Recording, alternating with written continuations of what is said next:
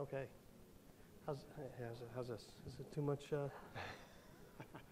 chrome? Between the two of us. Listen to the youngster. A couple people still coming in.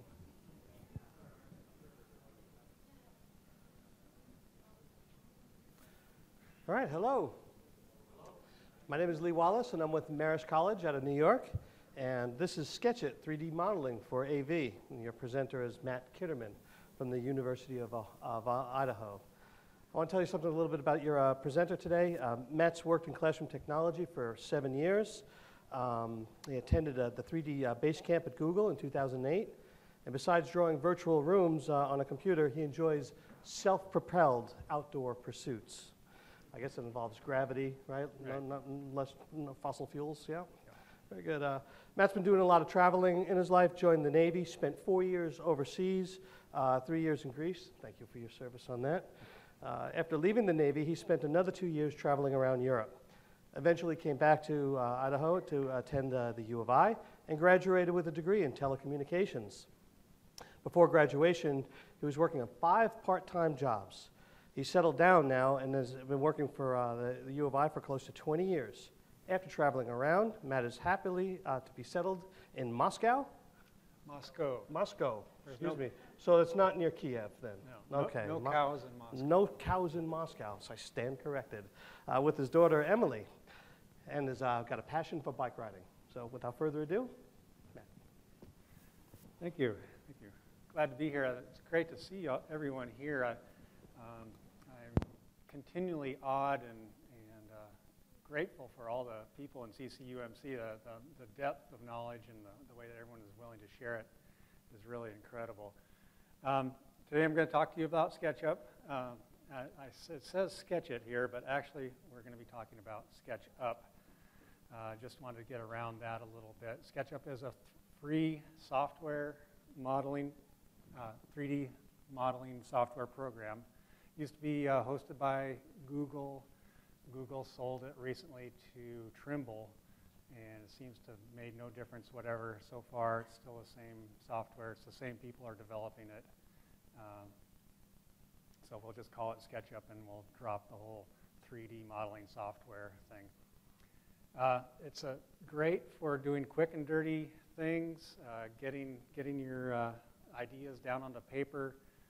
It is not a very fancy software package, but it is very capable. You can do a lot of stuff with it. We're not going to do a whole lot of those things today. This isn't a tutorial. There's lots of resources online to learn how to do this. We'll have some resources listed later, but it is a fun, addictive tool, and it's great for visualizing real and imaginary worlds. So you can you can combine the two as well. You can take a existing room and make it however you want to look at it. I can do some modeling for you up here if you want. I'm not an architect. I'm not an artist. I'm not a designer. I'm pretty much a Lectern monkey. I work in classroom technology, and I take care of the classrooms, classroom equipment. But I do like this software, and I do like this process a lot. And my goal here is to show you some of the things I've done and try to relate how SketchUp has helped me design some classrooms and some classroom components. I've told you what it is. It's quick and fun. It's accurate enough for us. This isn't a full-blown modeling software. It's not SolidWorks. Users of SolidWorks, which is the engineering CAD design program, they kind of sneer at SketchUp users. That's okay. We're not them. They're not us. But it is accurate enough for us, and it's great for improving communications. Once you build a room, once you build a component in 3D, then it's really easy to communicate what you need done to an outside entity, whether that's a builder or a tradesperson or your boss or anyone else, a client, anyone like that. And that's, I think, the main benefit of using a 3D modeling software like SketchUp. Basically, all you do is you build a room. Drawing with this is a lot more like building than drawing, for me anyway. Probably, as I said, probably most or many of you at least have at least as much design, classroom design experience as I do.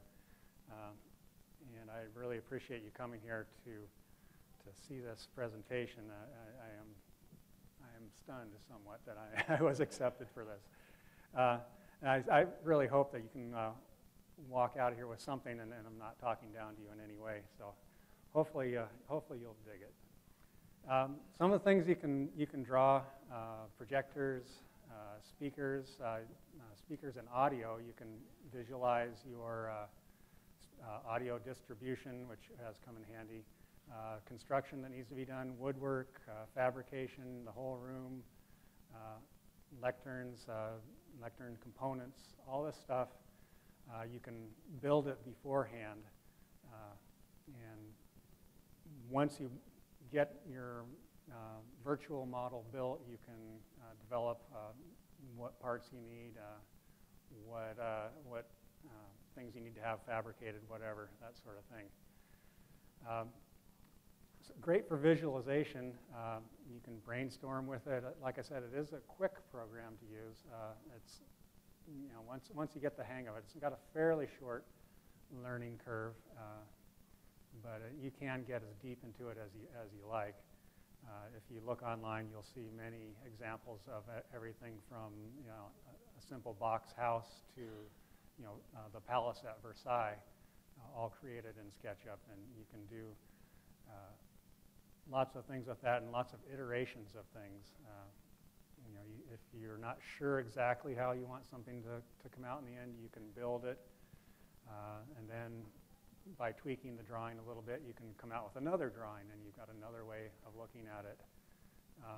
Also, if you're looking at things and you start with a real-world object, the longer you look back and forth between the two, the virtual object and the real world, the more likely you are to see how the real world really is. And I've found that over time, I look at a room a lot differently now, that I can see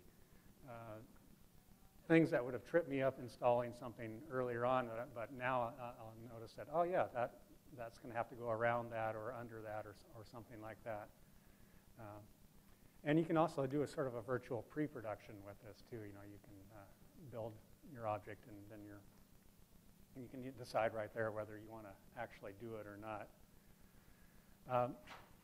Once you've got your drawing done, you can actually get your dimensions right from the drawing. So if you're not sure how big something's going to be, you can get your materials lists from the drawing, see what you're going to need to build it, and you can also brainstorm any ideas that anyone would be throwing at you through the process.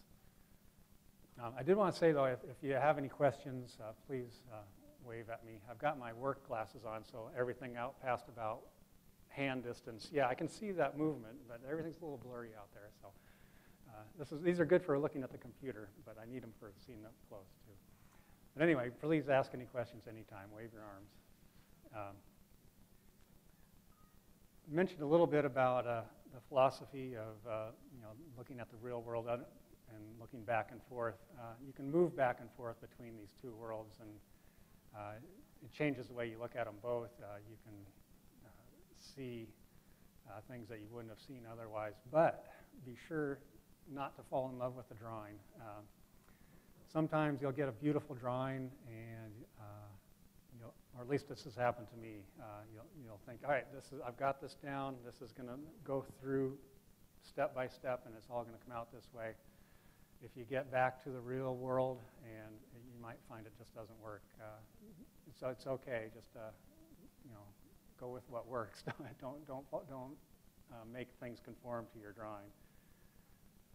A couple of tips. Again, there's tons of resources online, but a couple of tips. When you are building components and rooms, elements of your drawing, use components. That's a block of of pieces of drawing you can turn into a component, and then they're easy to control that way. You can turn them on and off, hide them. That way you can see other parts of your drawing that you wouldn't be able to see otherwise. There's a couple of ways you can measure. I said you can get measurements from the drawing. You can actually import a photo into your drawing and take measurements from that too if you want to. It's something I haven't done a lot of yet. I'm kind of experimenting with them. I find it's not all that accurate, but if you want a quick and dirty, image of, say, a wall and wanted to measure from points to points, you could take a photograph of that, import it into SketchUp, and within a couple of minutes you could be taking measurements from points on your computer screen, which would be pretty close to what you needed. For exporting your stuff out, the best way I've found is to use a screen capture. If you try and export a picture directly from SketchUp, doesn't really usually end up the way you like it, and you get what you pay for. But a screen grab, you can get it just the way you like it, and picture it just the way you want your end user to see it, and then you can just grab it from there.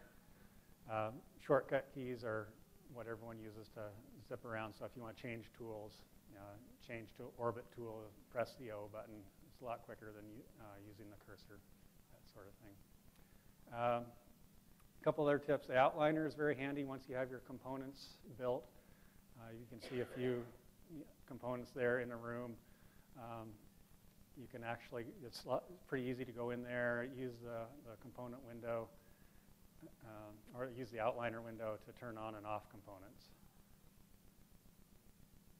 And I told you already about getting dimensions. You can get them from the architectural drawing too. You may not be able to use those as accurately as you want. You can take the laptop to the room and enter them right into your drawing as you go, or you can write them down on a piece of paper, go back to your office and take a look at that. We're getting some pictures pretty soon here, so I'll show you a few things. So say you go into a room and you want to decide, somebody says to you, you want to they want to have AV in that room, so you say, all right, well, how big do you want it? And they say, well, we want it the regular size. So I thought we'd throw in a few rules of thumb here, just for your projection screen. What's been working pretty well for us is the closest viewer should be about the screen width. The pixel density, that's changing with the higher resolution projectors these days, but usually about the width of the screen. You don't want anyone sitting any closer than that.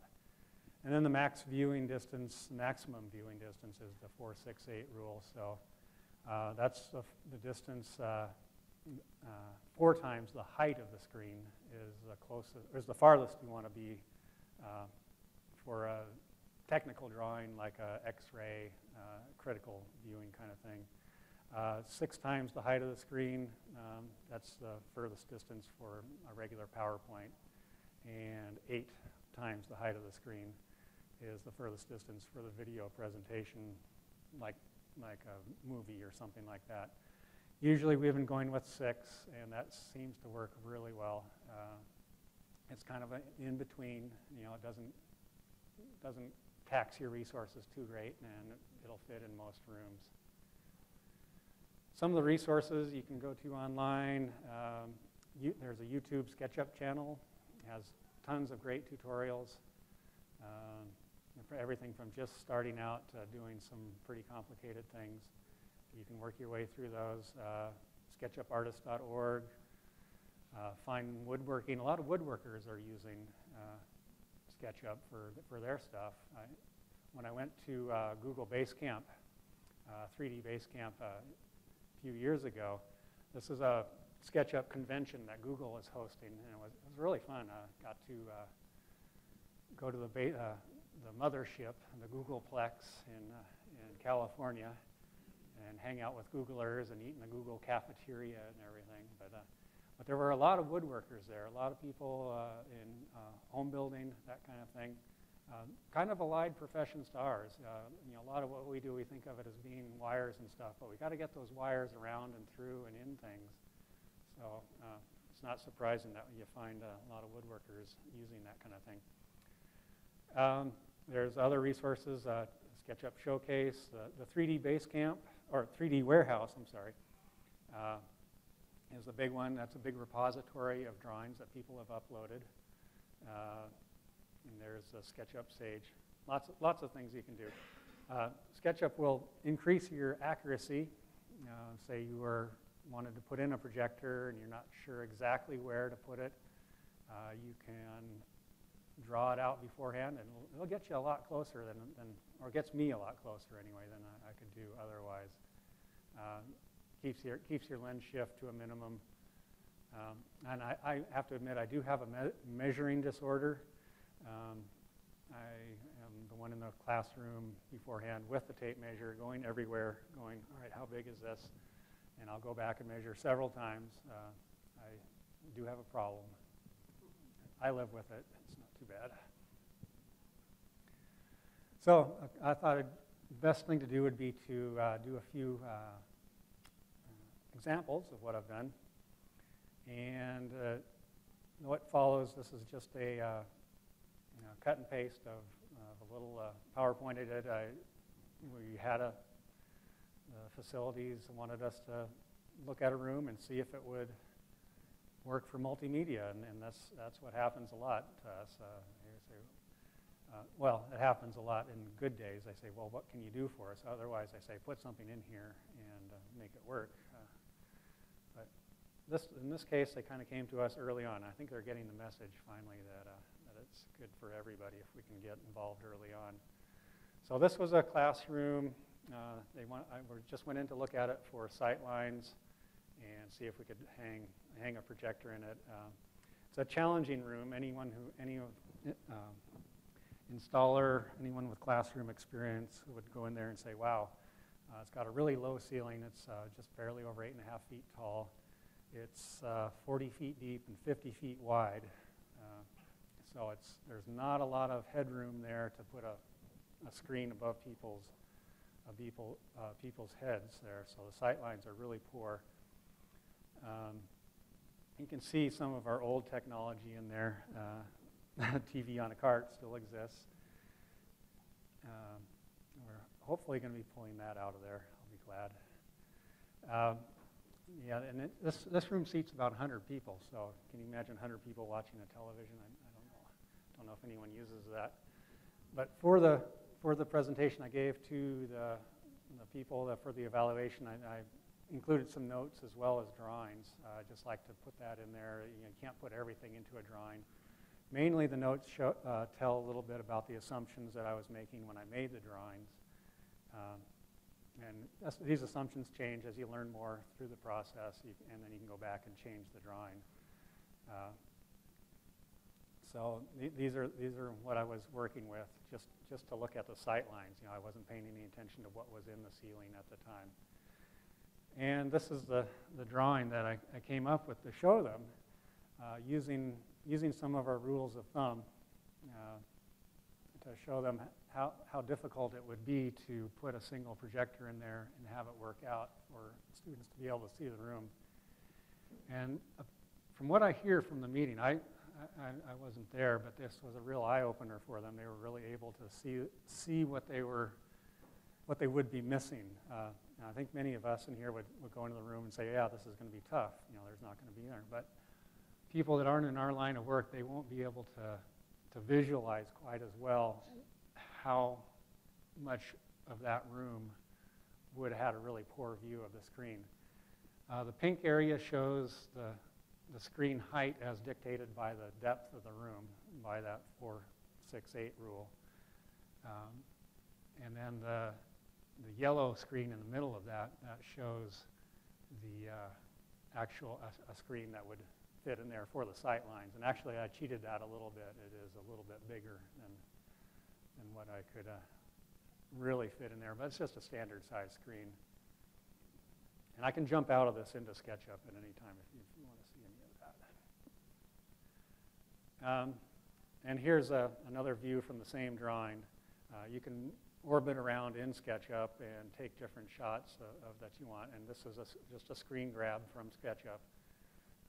to show what a seated viewer in that room would be seeing if they were looking at that screen, and how much of the screen would be blocked by other people in the room. And then I included a few more notes. In SketchUp, I went back to the drawing, and I calculated the area that was covered by an acceptable view and the area that was covered by a poor view of the screen. And it turned out that 40% of the seating in that room would have been in the poor area. But they also had the seats rather far back in the current configuration too, so I noted that they could move the seats forward. So then we thought about, well, maybe we can put in 2 projectors in there, and you can see that does give you a little bit more coverage. Again, using the same rules of thumb, drawing the same arcs out from the screens. And that gives you a lot better view of the screens. You're not viewing any of the, you're not blocking very much of the screen itself by people in front of you. I think it's a lot better, but still, you've knocked off 11%. You're still at 29% of the room. But this is probably what they're going to go for in the end. I think we convinced them to move the seats forward and abandon the back row. We'll see if they stick to that. They'll probably not. They want to cram as many students in as possible. And we'll just see how it goes, though. You never know what they're going to buy in the end. Any questions about that? Anyone? Okay. Another example, we had a room we wanted to hang some speakers in. There are speaker calculators. We use Atlas sound speakers usually. They've got a nice spreadsheet on their website. You can enter in which speakers you're buying and the height, the ceiling height, and it'll calculate how many speakers you need and where to place them and that sort of thing. It doesn't take into account a sloping floor, however, so it's kind of hard. You have to kind of guess if you're going to use that calculator. So for this demonstration, for this idea, this room had a sloping floor. It's a large room, and we're using an Atlas speaker, these pendant speakers. And so what I did is I just drew a rudimentary speaker and went to their specs and drew a sound cone coming out from that using their dispersion. I think it was 100 degrees dispersion on that speaker, and just drew a cone out from that. And with that, I'll be able to use that and move that into the room. This is the room here. That's the architectural drawing of it. Again, it's not too useful for us for placing speakers around. You can't really tell too much about it. It's a large room. Again, you can see all the seats in there. And it's really under-speakered at this point. We have 2 speakers in there. It would sound pretty good as long as there's no bodies in there. You get people in there, and then it's not really adequate. So it's a large auditorium. It has a sloping floor. So this is the drawing of the floor, and I wanted to make sure that we got coverage to all the seats without too much overlap using those speakers. So I modeled the floor. You can kind of see the slope in it. You can add walls. That's how it looks like that. So the floor is useful, but where are people's ears at? Well, about 48 inches off the floor, about 4 feet. So it was pretty easy to take SketchUp and drag that floor up 48 inches. So therefore, you've got a pretty good intersection plane of where people's ears are going to be. Once you've got that, you can just add in your speakers. And I just copied those speakers around, tried to get a good coverage of that. Once you do, you can orbit around, look at different things. You can look at it from the top. Once you do, you can see the intersect plane, the black lines. I don't know if I can get my I had a laser pointer. The black lines near the circular black lines, I guess, those are the intersect plane with the ear height. And then, so you can see they're pretty well covered. The yellow lines are the intersect lines where the cones intersect each other. And that's kind of bad because then you get your ears, the ears hearing sound from two different sources at the same time. And you get some phase cancellation and other stuff. And so that doesn't help with intelligibility. So we try and avoid those. But you get a pretty good idea of what's going on there. And then, of course, once you get that, you have to look back at the real world, at the ceiling, and say, well, can I put anything up there at all? And fudge it back and forth until you do as best you can. There's nothing exact here. But you can get pretty exact, because once you get your speakers up there, you can get an exact idea of what you want anyway. You can get your speakers up there, and then you can get measurements right from your drawing, where they're going to go. And in this case, I just started from the center line of the room and drew a line and measured out from there. The left and right sides mirror each other, so I didn't put all the markings on there, but you can measure out from there. And we actually got it pretty lucky. We got these speakers pretty close to where we wanted them, so it worked out okay, oddly enough. Another example, this is a SketchUp drawing. This is using the match photo function. This is actually a drawing of the room made from photographs. And they needed a cable run from the left side around the corner over to the right side to two monitors. They were putting in these 80-inch monitors in there. We just did this a month or so ago. You could actually draw right on that one if you like to. But I found it was a little easier rather than use PhotoMatch just to draw the room.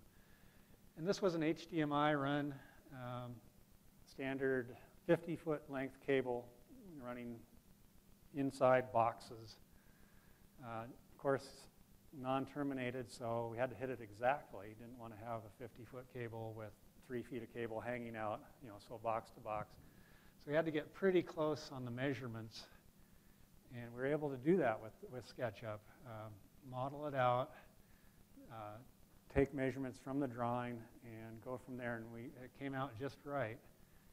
We had exactly a 50-foot cable.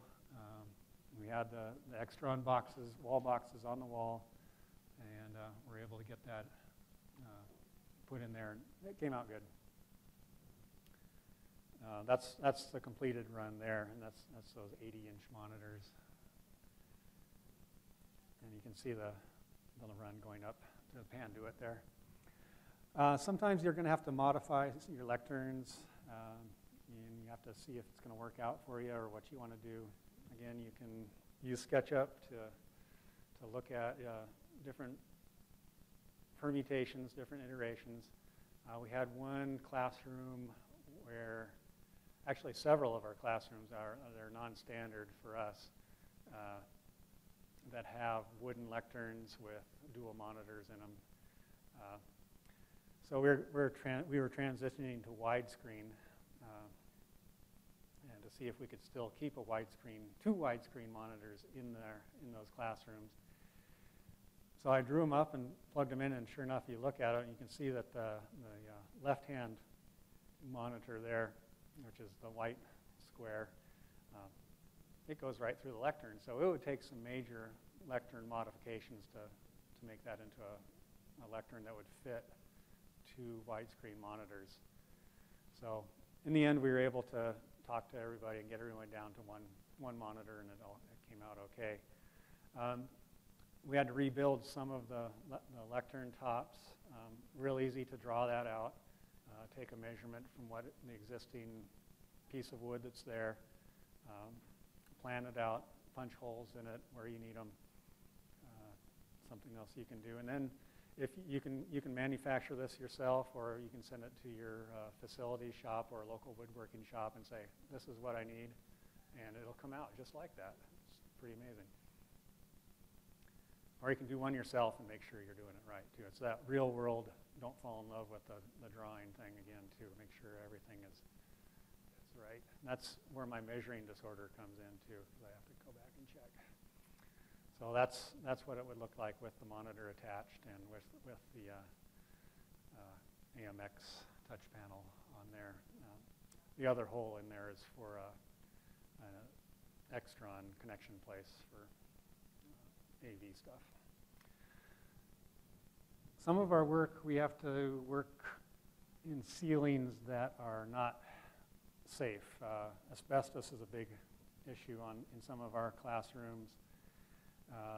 This room, we are not allowed to go above the ceiling. Well, this one, we could go above the ceiling. We just couldn't touch anything up there.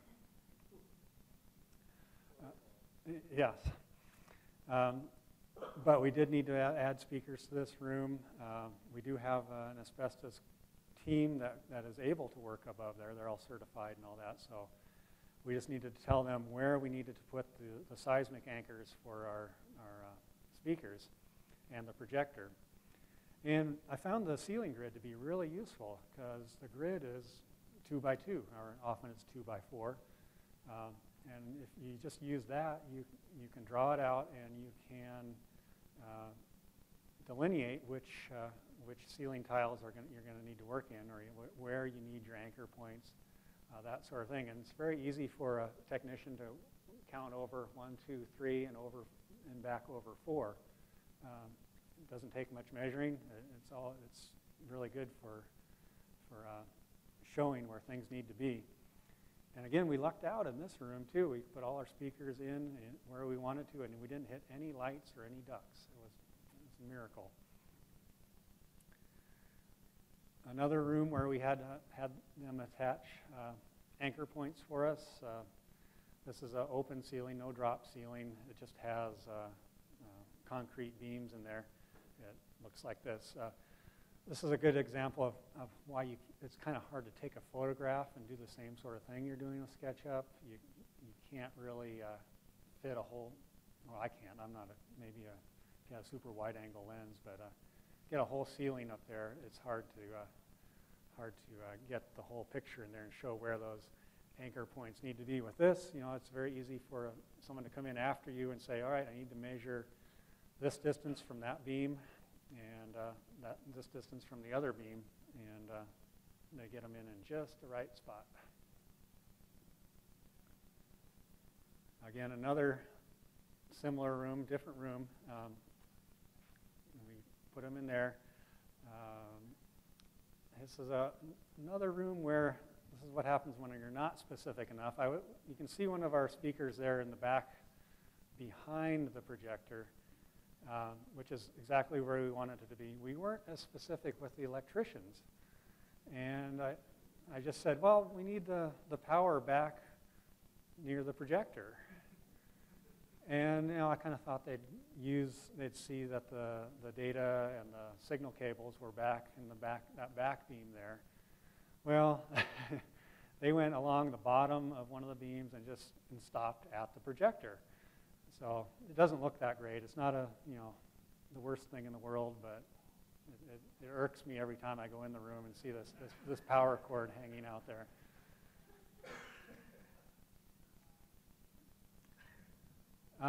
It's a great brainstorming tool, as I've said. We have a current client who I think they have some issues where they want to look good for somebody. I don't really know what about these political things, but they want a wow factor. And often, as is the case, the customer may not know exactly what they want. So these next few slides are a presentation I put together for them. We had a brainstorming session in our office. We heard they wanted something cool. We weren't really sure what, so we kind of got together, our team, classroom technology team, and looked at some of these things. And this will show some of the ways that we clarified some of our ideas. What we heard was that they wanted a collaboration space. So we sat down and threw out some ideas, and we took some notes. And these are some of our notes we took. They're going to want teaching and control, Lectern, plus 4 collaboration stations. We were guessing pretty much at this point what they wanted, so we kind of just made it up as we went. We figured about 60-inch monitors and a main projection screen. We figured they'd want a touch panel control at the main lectern. We thought that maybe one of the 20-inch widescreen ones would be really cool. Again, we were blue skying all this stuff. We didn't really know what they wanted. They would need window treatment because there's large windows in the room, and they need some lighting. And this is what our board drawing looks like. It's not very good at communicating much at all. That's what we came up with on the whiteboard. A couple of drawings there anyway. This is the room itself. I went over the room. It's a big room. It's 42 by 33 feet. It used to be the kindergarten for the Moscow School District. And it's also a teaching classroom, so they've got a few little windowed rooms off the side for sort of viewing students in class. I don't think they've been used in a long time. You can see some microphones hanging from the ceiling. And the ceiling, above the ceiling, asbestos. This is a really hot room here, building. We're not even allowed to touch the ceiling tiles in this building. And I don't want to.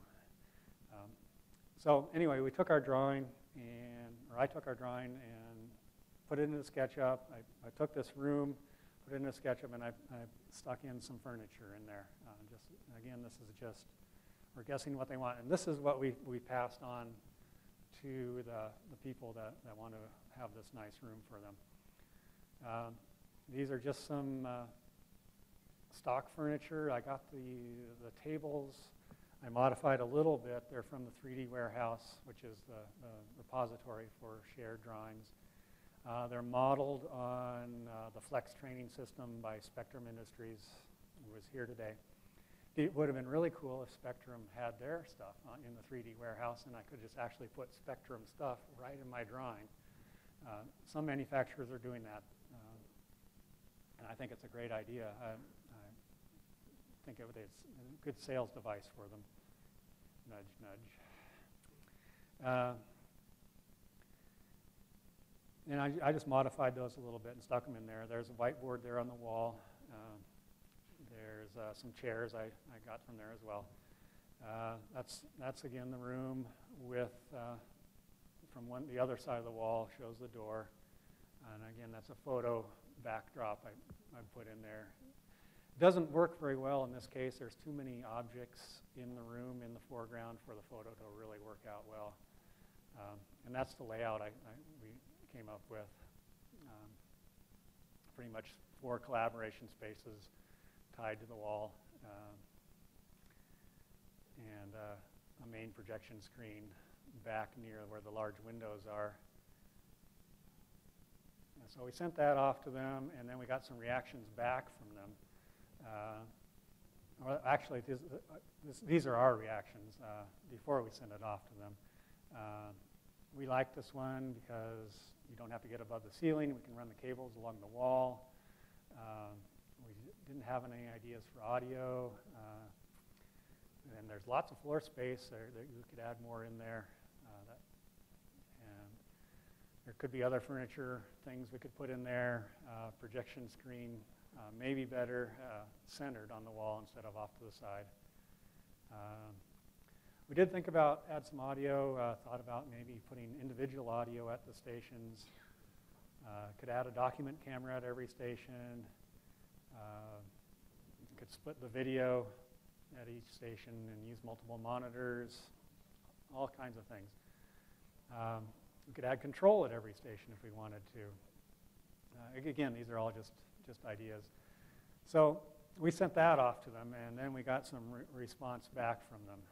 They wanted more flexibility. They didn't like the walls, the wall-centric location of those. So they wanted more presentation style. So we were hearing collaboration, and they came back and said, well, we want more presentation. So they wanted more seats. So that was kind of what we thought. Then we had some more ideas. You could place the monitors on carts, and we could put our directional loudspeakers on top of the carts. And we also could add rear projection in the room, which I thought was a really cool idea. The problem with adding the carts with the mobility is of course, makes it harder to connect in your own devices to those devices. How do you get your smartphone to attach to your monitor? Again, this is our board drawing. Not much to it really, the whiteboard, just some tables and chairs. So I went back and I said, all right, well, you want more seats? So I just added another table. Boom, they've got 30 seats in there now. That was 3 minutes. So it was all that takes was SketchUp to copy something and move it around a little bit. So that's just shows you a little bit how easy it is to change things once you're going in it. Again, that's that same room from above, and that's the 30 seats in there, same configuration. A little bit different view from the front of the room there. One of the ideas was to add rear projection. So you might have noticed I think it was the previous drawing, there are some windows there at the back of the room. We could modify those to put in a rear projection system in that back room. I think it's an ideal situation for it. I hope they go for it. That's just something, and then that's something we can throw back to them and say, hey, look, you can do this. All these drawings use the same furniture elements. Just from here on out, they're the same ones. There's the 2x6 tables with half rounds and chairs and whatnot. So then we added those, put those monitors onto Chief carts. Again, Chief Manufacturing, a good company. We use a lot of their stuff, not in the 3D warehouse. They do make AutoCAD drawings available for you, but they're not as useful for this sort of thing. So I just drew up a quick monitor cart from their drawings. That didn't take very long. That gives you the flexibility to move those things around, put them where you want. You could have a configuration like this. Again, using the same components, just move them around in the room. So this will show them the client a few other options they can use. And just move the furniture around virtually with SketchUp. It doesn't take much at all. Once you build your room, once you put your components in, you can change stuff around quite a bit. They wanted some presentation type stuff, so if you move all the carts around to one side, shift the tables around, you can move all your stuff around that way.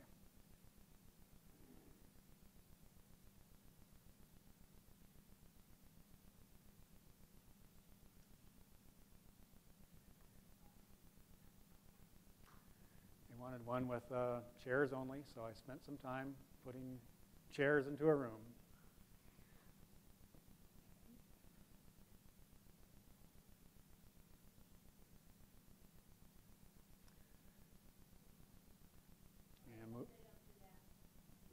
Yeah. So I put these into the presentation. I give them a few notes on the drawings, tell them their configurations. I'll use the same furniture elements just so they know that, so they've got that flexibility. We did nothing for the window treatment, which would definitely impact their projection if they use that. Some of the screens may show front projection or rear projection, or both. And that's basically all the examples I have for you.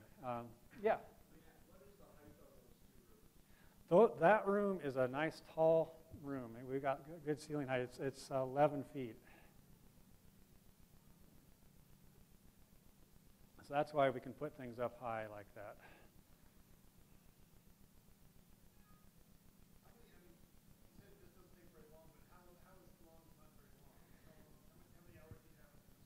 How long is not very long? The initial drawing, it taking the measurements and building a box structure, depending on how complicated you want to get, doesn't take long at all. You can take of this room, take a width and a length of this room, and build it in 5 minutes, and a height too, of course. And you can start. That's usually what I do. I'll start with a floor, and then I will build the walls around it, and then decide where the projection is going to go. And again, you can go as deep as you want. You can get textures on the walls and put carpeting in and all that stuff too, if you like. But I usually say for an initial drawing an hour, and then if and I'm not the best in the world. I'm getting pretty good at it. But after that, once you get your elements in, to change these around, like all these 5 or 6 different configurations to move the furniture around, it's trivial, really. Would you say that providing this to like the room owners, stakeholders, helps in their decision making? It's like something that, hey, this is cool. Now I want to do this.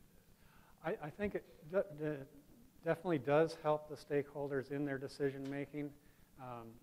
And yes, and it is good for them, because then they can say, I want to do this, and it's good for us because we won't give them something that we can't really do. So yeah, the communication goes both ways, for sure. Yeah.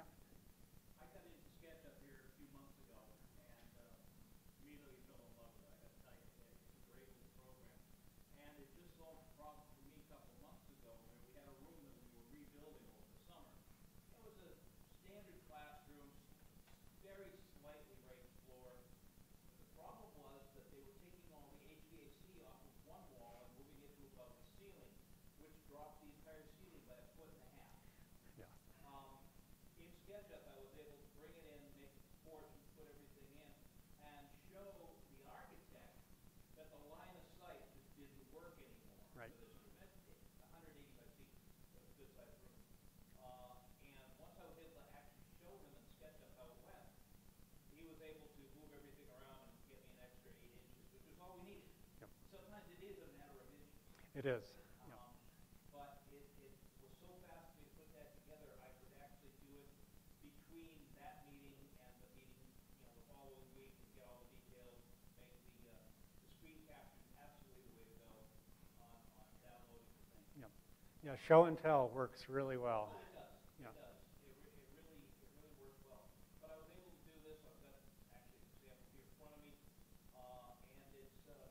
But you don't have to put all the seats in if you're doing No. sight lines. You put a few in here. That's right. Yeah, it's a great little program.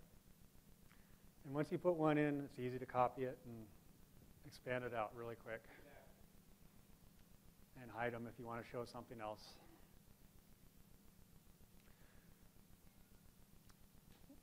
Well, I want to tell you that it's easy to start. Take it up, and it's great for communicating. I hope I've communicated that it's great for communicating. I think that's what I really wanted to let you guys know about. Thanks a lot, and I hope you guys have a good rest of the show, and I hope you use some of this stuff. Thanks.